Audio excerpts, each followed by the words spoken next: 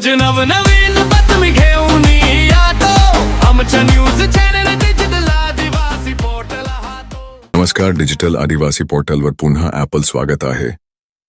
पाहूया आजच्या बातम्या.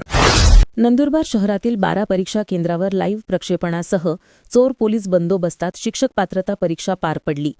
शहरातील 12 परीक्षा केंद्रांवर सकाळ सत्रात तर 17 परीक्षा केंद्रांवर दुपार सत्रात शिक्षक पात्रता परीक्षा पार पडली. पहिल्या पेपरसाठी एकूण 4,500 उमेदवारांपैकी 4,292 उमेदवार हजर तर 208 उमेदवार गैरहजर होते. एकूण 95.38% विद्यार्थ्यांनी सकाळ सत्रात परीक्षा दिली, तर दुसऱ्या पेपरसाठी एकूण 5,758 उमेदवारांपैकी 5,473 उमेदवार हजर तर 285 उमेदवार गैरहजर होते. एकूण 95.05% विद्यार्थ्यांनी दुपार सत्रात परीक्षा दिली.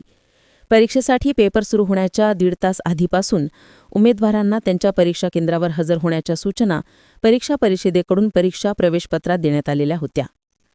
महायुती सरकारच्या महत्त्वाकांक्षी मुख्यमंत्री लाडकी बहीण योजनेत सरकारी कर्मचाऱ्यांनीही डल्ला मारल्याची बाब समोर आली आहे. यात दोषी आढळलेल्या संबंधितावर कारवाई होणार असल्याची माहिती मंत्रालयातील सूत्रांनी दिली. मुख्यमंत्री ग्राम समृद्ध अभियान व आदर्श ग्राम अभियान यांच्या अंतर्गत कात्री येथे लोकसहभागातून 70 मीटर लांबीचा वनराई बंधारा बांधण्यात आला. मध्य भारतातील शेतकऱ्यांच्या आकर्षणाचं केंद्र ठरलेल्या आणि नागपुरात मागील 3 दिवसांपासून सुरू असलेल्या ग्रो विजन 2025 या कृषी प्रदर्शनीला मुख्यमंत्री देवेंद्र फडणवीस यांनी रविवारी दुपारी भेट दिली. या भेटीत त्यांनी प्रदर्शनीतील कृषी उत्पादने आणि पूरक उद्योगांच्या दालनांची पाहणी करून शेतीतील आधुनिक तंत्रज्ञानाबाबत माहिती जाणून घेतली. झपाट्याने बदलत असलेल्या जगात ज्ञान आणि तंत्रज्ञानासोबतच समृद्ध विचारही महत्त्वाचे आहेत. या साऱ्यांचे स्रोत पुस्तके आहेत.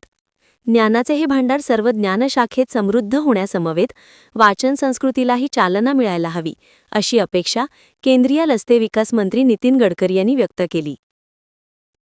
परतीच्या पावसामुळे यंदा साखर कारखान्यांचा गळीत हंगाम उशिरा सुरू झाला. गेल्या 20 दिवसात राज्यातील 150 साखर कारखान्यांनी 1,25,67,000 टन ऊसाचे गाळप केले आहे. मात्र गेल्या वर्षीच्या तुलनेत तब्बल 49 कारखान्यांची धुराडी अद्याप थंडच असून कारखान्याच्या विस्तारीकरणासह आर्थिक अडचणीमुळे हंगाम सुरू झालेला नाही.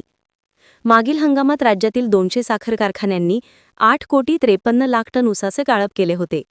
यंदा ऊसाचे क्षेत्र वाढल्याने साधारणतः 10 कोटी टनांपर्यंत गाळप जाईल असा प्राथमिक अंदाज आहे. महाविद्यालयातील विद्यार्थी-विद्यार्थिनींना घरातून शाळेला जाताना अथवा शाळेतून घरी येताना एसटी प्रवासात काही अडचण आल्यास अथवा एसटी बसेस वेळेवर न आल्यास, अचानक रद्द करण्यात आल्यास त्यांना योग्य ती मदत मिळावी, यासाठी लवकरच एसटी महामंडळाची हेल्पलाईन सुरू करण्यात येत आहे, अशी माहिती परिवहन मंत्री प्रताप सरनाईक यांनी दिली. मनुष्याला संवेदना अभिव्यक्तीचे वरदान लाभले आहे. या अभिव्यक्तीसाठी त्याच्याकडे भाषा, साहित्य, पुस्तके ही माध्यमे आहेत. अभिव्यक्ती संपत्ती तिथे संस्कृती संपत्ती. त्यामुळे ही प्रगल्भ संस्कृती जपण्याची गरज असून हा सांस्कृतिक ठेवा जपण्याचे काम पुस्तकांच्या माध्यमातून होत असते. नागपूर पुस्तक महोत्सवाअंतर्गत होत असलेल्या 0 माईल लिटरेचर फेस्टिवलच्या माध्यमातून प्रगल्भता येऊन जाणीवा विस्तारित होतील. विविधांगी विषय या फेस्टिवलमध्ये मांडण्यात येतील. त्यातून वैचारिक कक्षा रुंदावून प्रगल्भ व्यक्तिमत्व तयार होईल, असा विश्वास मुख्यमंत्री देवेंद्र फडणवीस यांनी आज येथे व्यक्त केला.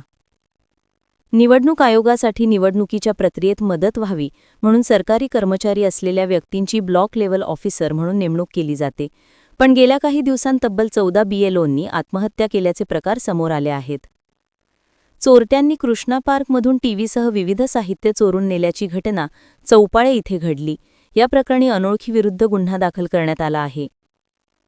केंद्रीय आरोग्य आणि कुटुंब कल्याण मंत्रालयाच्या अखत्यारीतील राष्ट्रीय एड्स नियंत्रण संस्थेद्वारे द्वारे घेण्यात आलेल्या राष्ट्रीय पातळीवरील आढाव्यात काळजी, आधार आणि उपचार सेवा प्रदान करण्यासाठी देशातील सर्वोत्तम राज्य म्हणून महाराष्ट्र राज्यास सन्मान मिळाला आहे. नंदुरबार तालुक्यातील न्याहाली गावात गटारी तुंबल्याने सांडपाणी साचून दुर्गंधी पसरत आहे. संबंधित प्रशासनाने याकडे लक्ष देऊन उपाययोजना करावी, अशी मागणी होऊ लागली आहे. नवापूर तालुक्यातील खोलघर येथील जिल्हा परिषद शाळेतील विद्यार्थ्यांना मंत्रालयातील प्रशासकीय अधिकारी सुरेश जगताप यांनी विविध वस्तू दिल्या आहेत. नंदुरबार उपनगर पोलिसांनी गहाळ झालेले मोबाईल हस्तगत करीत मूळ मालकांना देण्यात आले आहे. या कारवाईत 21 मोबाईल मिळविण्यात पोलिसांना यश आले. जिल्हा पोलीस अधीक्षक श्रवण दत्त एस यांच्या मार्गदर्शनाखाली नंदुरबार उपनगर पोलीस ठाण्याचे प्रभारी अधिकारी किरणकुमार खेडकर यांच्या सूचनेप्रमाणे पोलिसाने गहाळ झालेल्या 21 मोबाईलचा शोध घेतला. या पथकाने सदरचे मोबाईल शोधून काढत हस्तगत केले. गहाळ झालेले मोबाईल मिळून आल्याने पोलिसांनी ते मोबाईल मालकांना सुपूर्द केले आहे. 24 नोव्हेंबर रोजी सर्वोच्च न्यायालयाचे 53वे सरन्यायाधीश म्हणून न्यायमूर्ती सूर्यकांत शपथ घेणार असून त्याआधी त्यांनी दिलेल्या मुलाखतीत 1 डिसेंबर रोजी देशाला आश्चर्यचकित करण्याचे संकेत दिले आहेत. तळोदा शहरातील श्री स्वामी समर्थ सेवा केंद्रात दिनांक 28 नोव्हेंबरपासून श्री दत्त जयंतीनिमित्त अखंड नाम, जप, यज्ञ, याग सप्ताहाचे आयोजन करण्यात आले आहे. पूर्वीच्या आईवडिलांनी पाल्यांना वेळ दिला म्हणून पिढी संस्कारित निघाली. आजची परिस्थिती गंभीर आहे.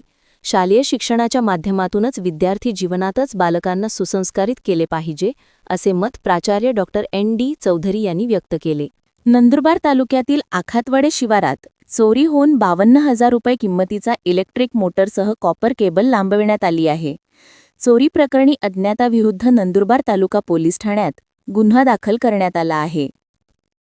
अक्कलकुवा येथील जमादार फळीतील रहिवासी साबीर अली निसार अली मकराणी यांनी जुबेर टेलर विरुद्ध जिल्हाधिकारी कार्यालय व इतर शासकीय कार्यालयात तक्रारी अर्ज केला होता. या कारणावरून एकाला डोक्यावर मारून दुखापत करण्यात आले आहे. मारहाण प्रकरणी 4 जणांविरुद्ध गुन्हा दाखल करण्यात आला आहे. 2 वर्षांपूर्वी सोशल मीडियावर प्रेमसंबंध निर्माण झाल्यानंतर एकाने व्हिडिओ कॉलवर पीडित तरुणीला नग्न होण्यास भाग पाडले. त्या व्हिडिओचे चित्रीकरण रेकॉर्डिंग करीत सोशल मीडियावर प्रसारित केले. या प्रकरणी 2 जणांविरुद्ध सारंगखेडा पोलीस ठाण्यात गुन्हा दाखल करण्यात आला आहे. रेफ्रिजरेटर कंपनीच्या मनमानी कारभाराला ग्राहक आयोगाने चपराक दिली. या निर्णयामुळे ग्राहकांमधील समाधान व्यक्त होत असून ग्राहक आयोगाच्या निर्णयाचे स्वागत होत आहे. एपे रिक्षाने दुचाकीला दिलेल्या धडकेत 1 जण जखमी झाल्याची घटना नंदुरबार शहरातील डी-मार्ट रस्त्यावर घडली आहे. अशाच नवनवीन बातमीसाठी आपल्या YouTube चॅनल डिजिटल आदिवासी पोर्टलला सबस्क्राईब करून घ्या.